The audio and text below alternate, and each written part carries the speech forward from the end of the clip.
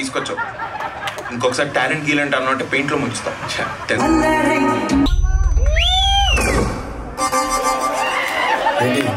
ఏం లేదు, ఓపెన్ చే. ఇందులో ఫోటోషాప్ ఎక్కడ ఉంటుంది అంటే నా కంప్యూటర్.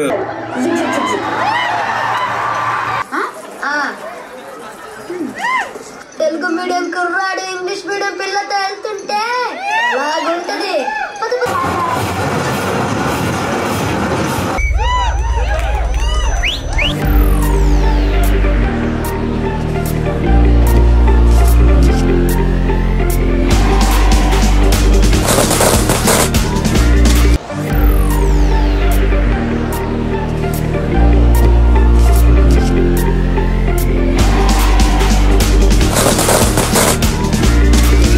వెడ్డింగ్ కార్డ్ మీద అగరబత్తులు ఏంటి? పెళ్ళాక ఎలాగో శోభనాయి కదా, శోభనానికి చుట్టాలను పిలవలేం కదా.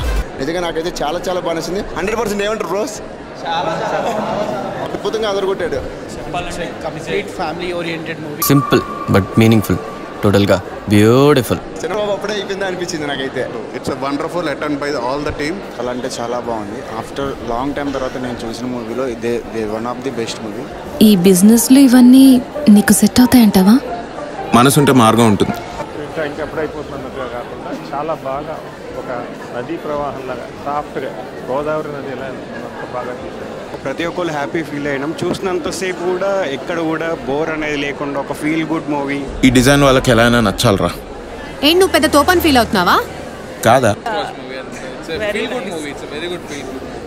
చాలా చాలా బాగా తీశారు. చూడండి, వెరీ గుడ్ మూవీ.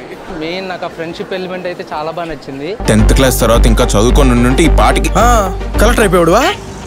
సినిమా అయితే చాలా బాగుంది. సినిమా ఓవరాల్ గా చాలా బాగుంది. అది చాలా అద్భుతంగా అనిపించింది నాకు. ఇటువంటి థీమ్స్ చాలా చూసాం కానీ the way it has been treated and I got connected to all the good characters in it.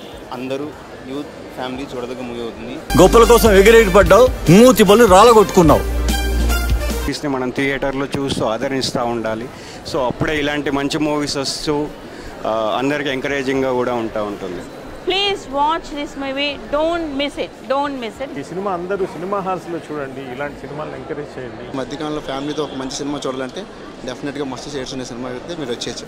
ఈ మూవీని మీరు ఫ్యామిలీతో చూసుకున్న మటుకు మస్తు సూపర్ ఫుల్ ఎంజాయ్ అయితే ఫీల్ అవుతారు. నిజంగా అభినవనలో ఎప్పుడు కామెడీ యాంగిల్ చూసాం కానీ ఎమోషన్ కూడా ఉందని చెప్పేసి నాకు ఈరోజు మామూలుగా లేదు అన్నది. Must watch in theatres. బాగుంది మూవీ అయితే. మీ నాన్న ఆగిపోయిన చోట మిగిలిపోకురా. కాలంతో పాటు మనం కూడా మారాలేమరా.